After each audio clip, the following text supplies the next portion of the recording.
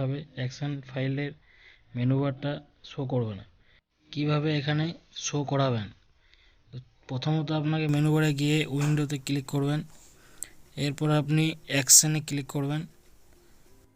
দেখতে পাচ্ছেন চলে এসেছে অ্যাকশন ফাইলে মেনু বার। এরপর আমি বলবো এই অ্যাকশন ফাইলটা কিভাবে এখানে লোড করবেন এই মেনু বারে। তো আপনি প্রথমত এই কোণে যাবেন, এই যে দেখতে পাচ্ছেন এখানে ক্লিক করবেন, তারপরে এখানে লোড অ্যাকশনে প্রেস করবেন।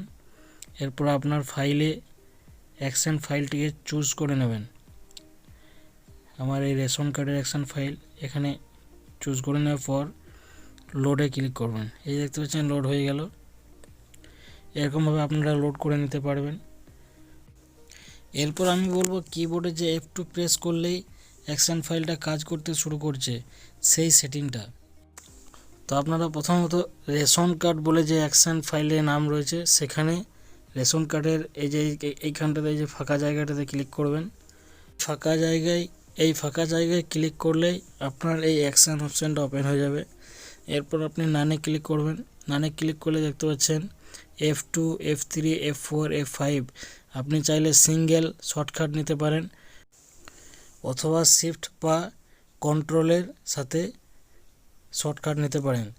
তো আপনারা দেখতে পাচ্ছেন শিফট আর কন্ট্রোলের জায়গায় টিক মারার অপশান রয়েছে।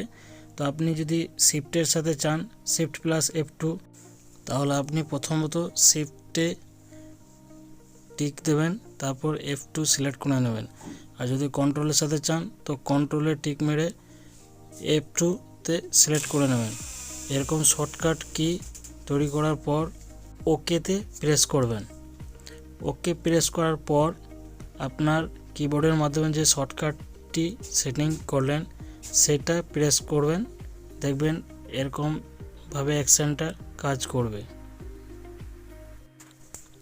এই দেখতে পাচ্ছেন কত সুন্দরভাবে আইডি কার্ডে পরিণত হয়েছে।